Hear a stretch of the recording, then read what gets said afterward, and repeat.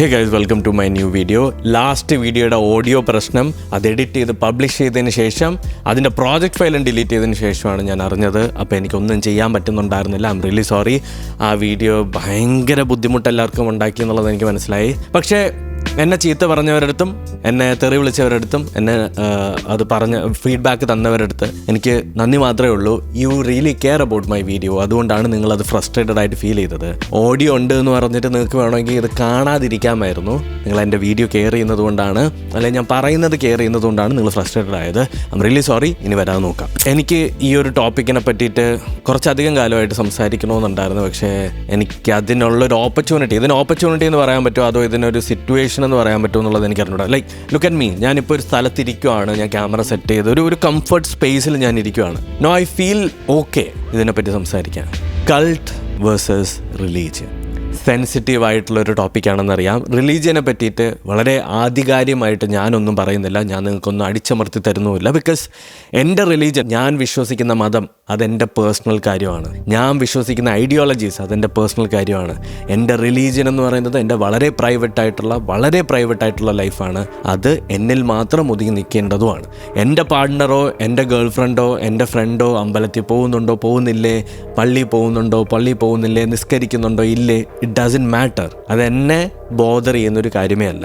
എന്നാൽ നിങ്ങൾ റിലീജിയൻ്റെയും കൾട്ടിൻ്റെയും ഒരു ഡിഫറൻസ് മനസ്സിലാക്കിയിരിക്കണമെന്ന് എനിക്ക് തോന്നിയിട്ടുണ്ട്. ഔട്ട് ഓഫ് ക്യൂരിയോസിറ്റി ആണ് ഒരു ദിവസം ഞാൻ ഇതിനെ പറ്റിയിട്ട് കാര്യമായിട്ട് റിസർച്ച് ചെയ്തതും. ആൻഡ് ഐ ഫെൽറ്റ് നമ്മുടെ നാട്ടിലുള്ള ചില റിലീജിയൻസ് ആൻഡ് അവർ നടത്തി വരുന്ന കുറച്ച് കാര്യങ്ങൾ, ചില റിലീജിയനെ നമ്മൾ എടുക്കാം, ചില റിലീജിയൻ അവർ നടത്തി വരുന്ന അതിന് താഴെയുള്ള കുറച്ച് സംരംഭങ്ങൾ, അതുപോലെ തന്നെ കുറച്ച് ഒരു ഗ്രൂപ്പ്, ഇവരൊക്കെ റിലീജിയൻ എന്ന് പറഞ്ഞിട്ട് ഒരു കൾട്ടാണ് നിങ്ങളുടെ മുന്നിലേക്ക് അടിച്ചമർത്താൻ ശ്രമിക്കുന്നത്.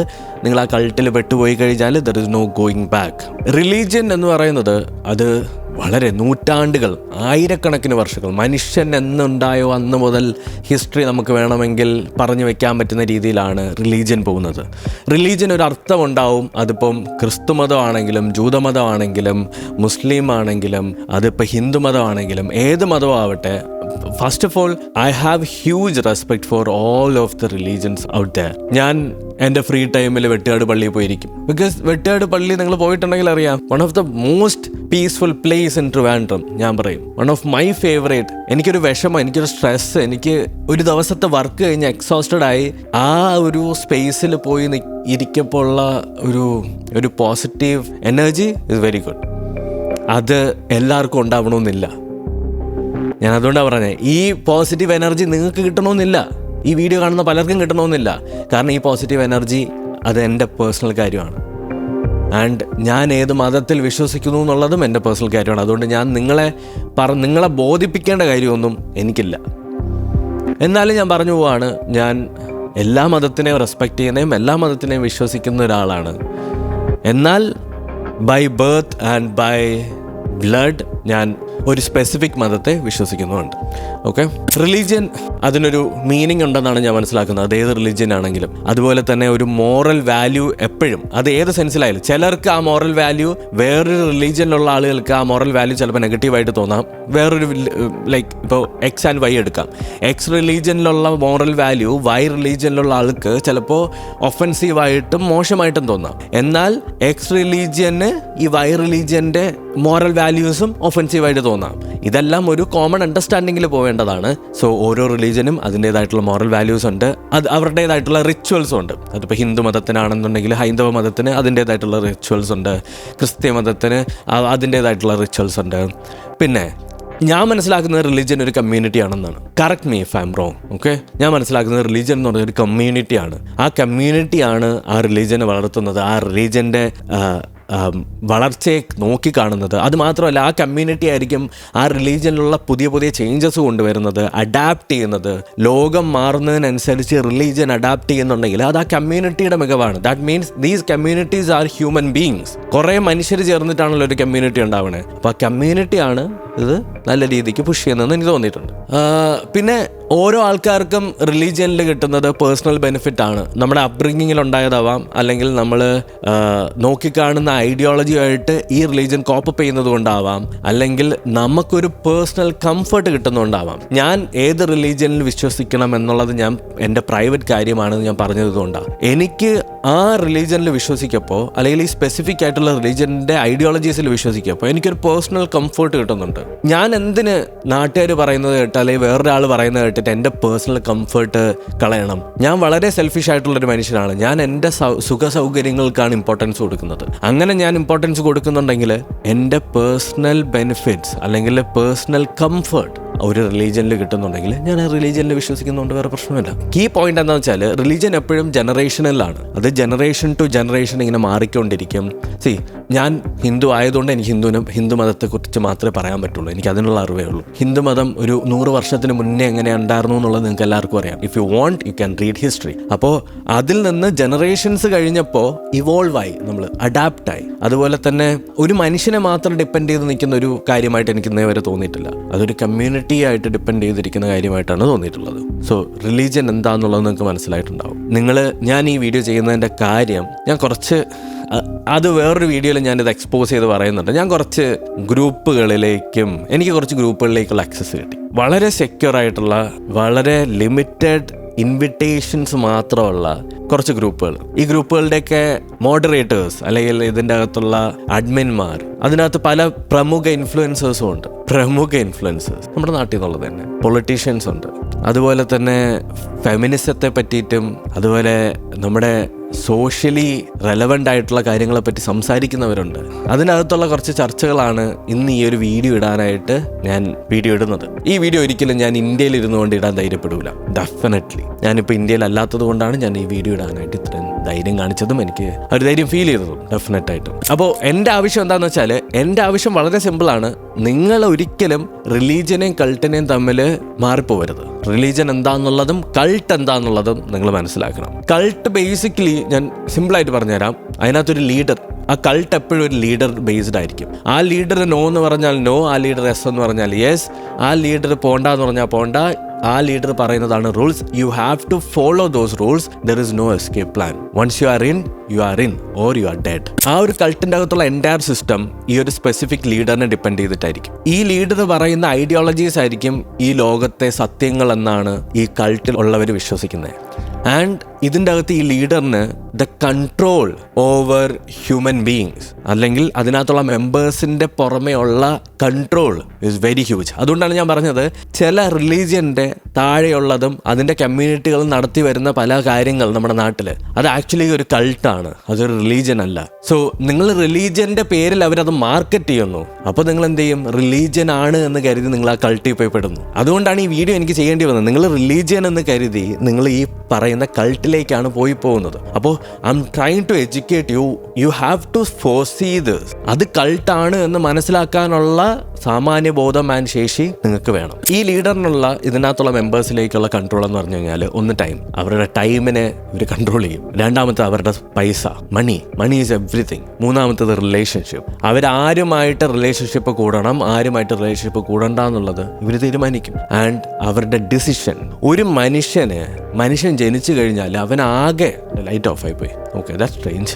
ഒരു മനുഷ്യൻ ജനിച്ചു കഴിഞ്ഞാൽ അവൻ ആകെ അവൻ്റെ ലൈഫിൽ ഏറ്റവും പവർഫുൾ ആയിട്ടുള്ള ഒരു എബിലിറ്റിയേ ഉള്ളൂ, അവന് വേണ്ടിയുള്ള ഡിസിഷൻ എടുക്കുക എന്നുള്ളത്. ആ മേജർ എബിലിറ്റീനെ ഇവർ കൊണ്ടുപോകും.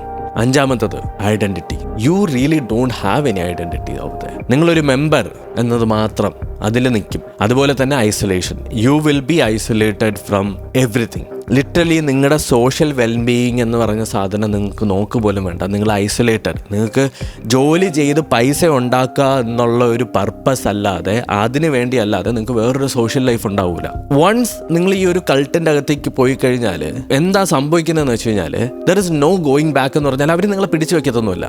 There is no going back. അതായത് നിങ്ങൾക്ക് നോർമൽ ലൈഫിലേക്ക് തിരിച്ചു വരാൻ പറ്റില്ല. കൾട്ടിൽ നിന്ന് എസ്കേപ്പ് ചെയ്യാൻ പാടാണ് എന്ന് പറയുന്നതിൻ്റെ reason, it is your fear of bad things happening to you. നിങ്ങളുടെ വിചാരം, ഞാൻ ഇതിൽ നിന്ന് വിട്ടുകഴിഞ്ഞാൽ, ഞാൻ ഇതിൽ നിന്ന് മാറിക്കഴിഞ്ഞാൽ ഐ ആം ഫക്ഡ്. ഞാൻ വലിയൊരു പ്രശ്നത്തിൽ പോയി ചാടും, എനിക്ക് ഒന്നും നേരെ ചെയ്യാൻ പറ്റില്ല, എൻ്റെ ലൈഫിൽ മൊത്തം ട്രാജഡീസ് ഉണ്ടാവും എന്നുള്ള നിങ്ങളുടെ പേടിയെയാണ് അവർ ചൂഷണം ചെയ്യുന്നത്. Simple.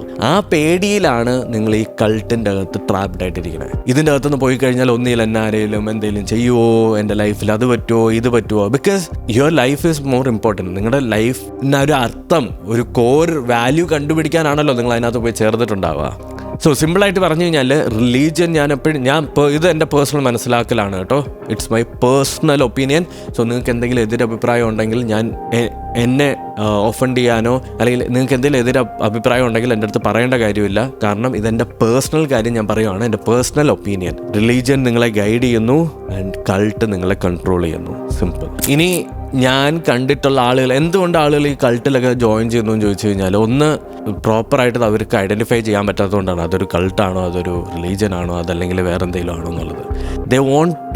Every one wants to have belongings and every one needs clarity in their life. Like അവർ ജീവിക്കുന്നതിൻ്റെ പർപ്പസ് ആൻഡ് ക്ലാരിറ്റി എന്താണെന്നുള്ളത് മനസ്സിലാക്കി കഴിഞ്ഞാൽ ലൈഫ് ഈസി ആവുമെന്നുള്ളതാണ് ഇതിൻ്റെ idea and purpose of life. അതുപോലെ തന്നെ ഏറ്റവും മേജറായിട്ടുള്ള കാര്യം, ദേ വോണ്ട്, അല്ലെങ്കിൽ those who join cult that wants to hear they are important, because most of the time ആളുകൾക്ക്, ഈവൻ എനിക്ക് എൻ്റെ ഭയങ്കര ഡൗൺ ആയിട്ടുള്ള മൊമെന്റിൽ എനിക്ക് തോന്നിയിട്ടുണ്ട്, I feel like I am not important enough for people around me except my parents.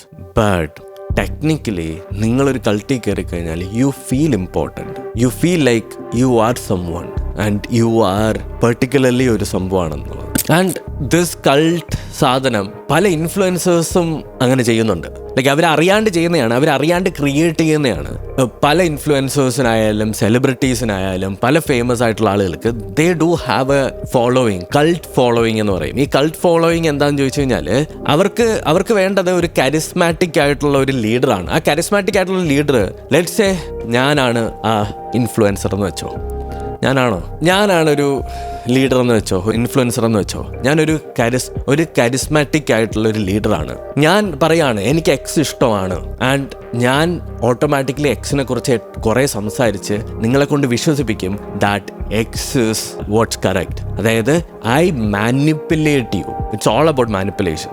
രണ്ടാമത്തത്, ഞാനിപ്പോൾ വൈ ആണ് നല്ലതെന്ന് പറഞ്ഞു കഴിഞ്ഞാൽ നിങ്ങളും അതിൽ അഗ്രി ചെയ്യണം, കമ്മ്യൂണിറ്റിയും അതിൽ അഗ്രി ചെയ്യണം ആൻഡ് അതൊരു ഐഡൻറ്റിറ്റി ആയി മാറും. അതായത് ഞാൻ അമൽ ഗോപാലിൻ്റെ ഒരു ഫോളോവർ ആണ്, ഞാൻ അമൽ ഗോപാലാണ് എൻ്റെ ലൈഫിൽ കുറേ ചേഞ്ചസ് കൊണ്ടുവന്നത്. He is my mentor, he made changes in my life. അങ്ങനെ എൻ്റെ കമ്മ്യൂണിറ്റി പറയുന്ന സമയത്ത് they feel important, they feel special, right? പിന്നെ ഇതിനകത്ത് കംപ്ലീറ്റ്ലി വൾണറബിലിറ്റി ആണ്. When a creator shares their trauma, struggles, vulnerability, അവരുടെ ഇമോഷണൽ ലോയലിറ്റി എല്ലാം അവർ ഷെയർ ചെയ്യപ്പോൾ അത് ഭയങ്കര റിലേറ്റബിൾ ആയിട്ട് തോന്നും. അവർക്ക് ഭയങ്കര റിലേറ്റബിൾ ആയിട്ട് തോന്നും. ആ റിലേറ്റബിൾ ആയിട്ട് തോന്നലാണ് ഇതിൻ്റെ മെയിൻ ഐഡിയ. സോ ഇത് ആക്ച്വലി നല്ലതാണ്. ഒരു കൾട്ട് ഫോളോയിങ് ഉണ്ടാവുക എന്ന് പറഞ്ഞു കഴിഞ്ഞാൽ ആ ആളെ അഡ്മയർ ചെയ്തുകൊണ്ട് ഒരുപാട് ആളുകളുണ്ട് എന്നുള്ളതല്ലേ അർത്ഥം.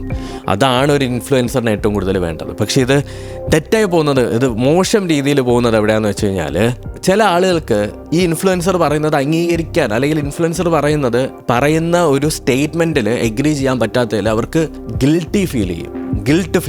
ആ ഗിൽട്ട് ഫീൽ ചെയ്യുന്നത് മോശമാണ്. അത് ആ ഇൻഡിവിജ്വലിനോട് ചെയ്യുന്ന ഏറ്റവും വലിയൊരു ഒരു പാപമായിരിക്കും. പിന്നെ അവരുടെ കയ്യിലില്ലാത്ത പൈസ സ്പെൻഡ് ചെയ്യുന്നത്. രണ്ടാമത്തത്, ഈ ഇൻഫ്ലുവൻസറിന്റെ പേരും പറഞ്ഞ് അടിയുണ്ടാക്കി അവരുടെ ചുറ്റുമുള്ള ആളുകളെയൊക്കെ വെറുപ്പിച്ച് വയ്ക്കുന്നത്. മൂന്നാമത്തത്, എപ്പോഴും ക്രിയേറ്ററാണ്, ആ പറയുന്ന ഇൻഫ്ലുവൻസറാണ് സത്യം, ആ പറയുന്ന ഇൻഫ്ലുവൻസർ പറയുന്നതാണ് കറക്റ്റ് എന്നുള്ള രീതിയിൽ അവർ പോകുന്നത്. നാലാമത്തത്, അവർക്ക് ഭയങ്കരമായിട്ട് ഇമോഷണലി ഡിപ്പെൻഡൻ്റ് ആണ് എന്ന് ഫീൽ ചെയ്യുന്നത്. അത് ഭയങ്കര വേഴ്സാണ് ആക്ച്വലി. കാരണം നമുക്ക് അവരുടെ ഒരു സ്റ്റോറി അല്ലെങ്കിൽ ആ ഒരു ക്രിയേറ്റർ പറയുന്ന കാര്യങ്ങൾ കേട്ടില്ലെങ്കിൽ ഭ്രാന്തായി പോകുന്നൊരവസ്ഥ അങ്ങനെയൊക്കെ ഉണ്ട്. സോ എൻ്റെ ചെയ്യുന്നതിന് മുന്നേ എനിക്ക് ഇത്ര മാത്രമേ പറയാനുള്ളൂ. You have to identify everything. നിങ്ങളുടെ ചുറ്റും ഇതേപോലുള്ള കൾട്ടുകളുണ്ട്. അതൊരു ഗ്രൂപ്പ് ആവാം, അതൊരു യൂട്യൂബേഴ്സിൻ്റെ ഒരു കമ്മ്യൂണിറ്റി ആവാം, ആൻഡ് കുറേ മേജർ ആയിട്ടുള്ള ഫേമസ് ആയിട്ടുള്ള ആളുകൾ ഉണ്ടാക്കുന്ന ഒരു കമ്മ്യൂണിറ്റിയോ ഒരു ഗ്രൂപ്പോ ആവാം. മേ ബി സെലിബ്രിറ്റീസിൻ്റെ ഒരു ഗ്രൂപ്പ്, ക്രിയേറ്റേഴ്സിൻ്റെ ഒരു ഗ്രൂപ്പ്. ഇതിൻ്റെ അകത്ത് നിങ്ങൾ ബിലോങ് ചെയ്യുന്നില്ല എന്നുണ്ടെങ്കിൽ, നിങ്ങളത് റിജക്റ്റ് ചെയ്തോ, നിങ്ങൾ ഇതിൻ്റെ ഇടയിൽ പോയി കോൺട്രിബ്യൂട്ട് ചെയ്യുന്നില്ല എന്നുണ്ടെങ്കിൽ, you will be getting avoided each and every time. So ഞാൻ പറയുന്നത് you have to validate your self what you are doing is right or wrong. Cult രീതികൾ it is wrong, it is not right. നിങ്ങൾക്ക് ഇതിനകത്ത് എന്തെങ്കിലും വേറൊരു opinion ഉണ്ടെങ്കിൽ please let me know guys and I'm signing off. Then ഞാനൊരു കൾട്ടാണെന്നൊന്നും വിചാരിക്കരുത്. I got invited once. That's it. അപ്പോൾ ബൈ.